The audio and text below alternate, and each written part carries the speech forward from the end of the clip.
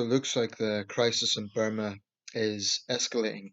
I'm using the term Burma as opposed to Myanmar here because Myanmar tends to be more a term that is favoured by the junta, and I think now more than ever their narrative needs to be reined in on. But the country's official name is Myanmar, so I guess that's the least priority at the moment. It seems to be worse than the situation in 2007. Um, Burma is a country that I have some interest in, and I've looked at its internal conflicts, and it's obviously a very unstable country. It's a country that has arguably the world's longest running civil conflict, civil war. But in a way, that's a misnomer because it's not one conflict, but actually a series of low level insurgencies. Nevertheless, they've been going on basically since 1948. Um, that makes it even longer running than the war in Afghanistan, which in its various stages has been going on since the Tsar Revolution of 1978. Now in Burma, like I say, it's even longer, um, almost 70 years, over 70 years now. Um, it would take too long to go into all the details of all the various conflicts going on in Burma, so I'm going to focus on the latest violence. I think even by Burmese standards, this is brutal. I mean, they hear of children being gunned down. They hear of just the sheer depravity that the junta is showing, and the absurdity that they think the watching world will believe that they are just shooting criminal elements. I mean, everyone can see what's happening, and the toll as it stands is now over 500 in just over a month. So it's a terrible situation. Apparently now they're also resorting to bombing civilians to the point where it's created a refugee crisis. People are going over into Thailand. Um, like I say, there's already wars going on in Burma, so to say that this could lead to civil war is sort of a misnomer. However, it could definitely escalate the situation in that country. Um, for international observers and people who really are passionate about human rights, there's a sort of paradox here because now the victims are primarily people in the urban areas in Rangoon and Mandalay. Um, and many of those people would have been themselves perhaps excusing or condoning the treatment of the Rohingya Muslims. Um, so it just shows how complex the situation in Burma is. Um, it's difficult to know how a situation like this could be addressed because I think when you get a regime that is as savage and as depraved as the Burmese junta is, they're showing that they really don't care about international opinion. Um, and it's pretty secretive. It's I think only the regime in North Korea and possibly a couple of other countries are as kind of closed as the junta in Burma is, in the sense that sanctions won't really make a difference to them because they're unlikely to be looking outside the scope of Burma anyway. Now, in the case of China and the sanctions against China, that's more significant for them because they are major world players. China is a major power, Burma isn't. Um, but the Chinese role in all of this is interesting because, on one hand, the Chinese regime backs the junta. It's very obvious why they would do this. They want to back other totalitarian regimes that have been criticized for human rights abuses as a sort of solidarity thing. Like it's their internal affairs, even though China and Burma have had their share of tensions. So it's not surprising that one major human rights abuser is defending another. That isn't surprising. Um, However, I actually think that the Chinese government might be a bit nervous about this on the grounds that they don't want a refugee crisis on the border. Burma borders the Chinese province, I believe, of Yunnan. Um, just double check that. Yeah, I think it's Yunnan province. I mean the Guizhou province, but it's more landlocked. Uh, so the Chinese don't want a situation where Burmese refugees might be going over the border into China, and they would have to deal with that. It's the same reason that they don't want an unstable North Korea. Um, and yet publicly they are being very passive, and they're certainly not condemning the violence. Neither is Russia, neither is other authoritarian states that don't give a damn about human rights. Um, but here's the thing, there are actually limits on what Western countries could do. I mean, we can impose sanctions on generals and individuals, but they don't care. And national sanctions only end up hurting the citizens. So um, it's really difficult to know what to do. And this is one of those situations where, th- I put this on a post earlier, and someone said, "Oh, well, there's no oil in Burma." The implication being that the conflicts in the Middle East, it's all about oil, and we've heard that many times. But if the West intervened in Burma militarily, which I think is extremely unlikely, but if it did, well, then the claim would be it's just trying to rein in on China. It would be a similar claim as to the war in Donbass in Ukraine. You know, Russia apologists said that was about reining in Russia. And in this case, they would say, well, Burma borders China. The West is just trying to get an influence in the region.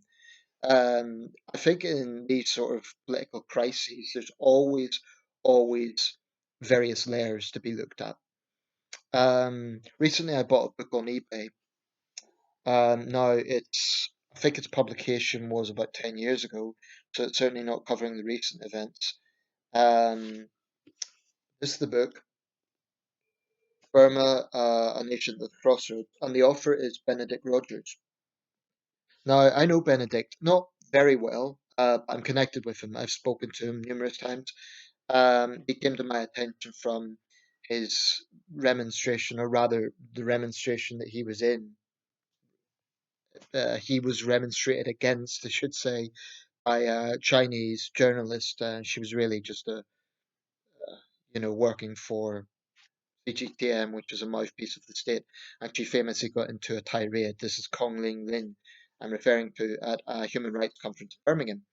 So that's when I first came across Benedict when I was actually in China, and I contacted him just to kind of say I respected the work that he was doing. He's a human rights activist. He's politically active as well, but he's a human rights activist, and he's a lot of experience with Burma. So he wrote this book, and yeah, I'm a slow reader, but it's definitely something I want to have a look at. Because he knows what he's talking about. He spent years in China and Burma. He really does know that part of the world. Um, and it gives an interesting dimension when you actually know the author, or at least know them on some level. I've never met Ben in person, but I've spoken to him online numerous times, and I respect the guy. I think he does. He sticks his neck out in a way that others don't. And he's one of numerous British human rights activists, and others who are just in China's naughty books because they have dared to speak out. So I respect Ben. I'd be interested in his perspective. He's a very busy man, so I'm not sure if he'd have time to address this, but I'd be very interested in his perspective on how the West should respond to this, because sanctions can only do so much. Uh, we can offer asylum to people who need it, but again, you know, can we offer asylum to everyone in the world who needs it? It's not a straightforward question. Britain has long-standing ties with Burma, of course, so we definitely can't be passive. But with a situation like this, it once again shows how, in some ways, archaic the UN is. Now, I haven't made a video specifically about the subject, but maybe it's about time that I do, because you have this grotesque situation at the UN where serious human rights abusers like Saudi Arabia, China, and others sit at the UN human rights body. And then you get the Permanent Security Council, which is the United States, Russia, China, Britain, and France. And predictably, Russia and China almost always veto action against dictatorships, and this power play always going on. So I can understand why people are very cynical about the UN. The problem is, if you say let's get rid of the UN, well, what is the alternative? It's all very well saying this organization is um, is not fit for purpose, but you need to then say, well, what do we replace it with? That is a complex question. Um, but what's happening in Burma is horrendous. There was the 888 uprising, 8888, that is the 8th of August 1988, which isn't as well remembered as Tiananmen Square massacre the following year in China, but it was just as bloody, if not even deadlier. Um, and then, of course, there was the Saffron Revolution in 2007, and this year's events, which haven't really been given a name yet. Whether we call it the Burma Crisis or the Burma protests or the counter coup or what. Um, but it's a horrendous situation. I mean, the courage of the Burmese people. The interesting thing here is you have the civilian government, which is the legitimate government. I think that's one thing we could do. We could recognize them as the legitimate government, um, are pushing for sanctions against the junta. And it could very well descend into a full blown civil war, which would be obviously terrible. But at the same time, you can't have a situation where a regime is just mercilessly gunning people down, and that's it. But I would make this point: if there is intervention, the world must remember what's going on here. The world must remember that the junta is mercilessly gunning people down.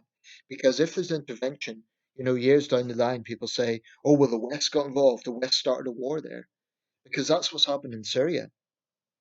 I mean, at the beginning of the Syria war, Assad was brutally crushing legitimate protests, violently torturing people, gunning them down in the streets.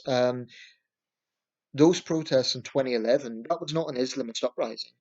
That was people fed up of corruption, of high fuel prices, of unemployment, of human rights abuses. And Islamists obviously took advantage of it. Now, in the case of Burma, it's not the same dynamic, it's a totally different part of the world. But I think if there is intervention, then further down the line, um, you know, look at the way it will be spun by Russian and Chinese state propaganda, because they are the biggest defenders on this planet of totalitarian regimes. They are totalitarian regimes themselves, but they are also the safeguards of every other totalitarian regime. Now, one could level hypocrisy at the West. We armed Saudi Arabia. We're allies with Saudi Arabia, and its record appalling. So I'm not going to say the West is squeaky clean, but one thing you can be sure of is China and Russia will never, ever go out of their way to condemn human rights abuses anywhere because it's not in their interest. I'm a bit skeptical of this idea that people have, oh, well, the West is only interested because of resources. I disagree with that. I do think there's a value component here. But anyway, it's a very difficult situation, and I just have huge respect for the courage of the Burmese people. I mean, the pain and the sheer anger that they must feel at what this hideous junta is doing to them. It's sickening. But I'll say one more thing about this before I close. For a long time, Aung San Suu Kyi, her star had kind of fallen.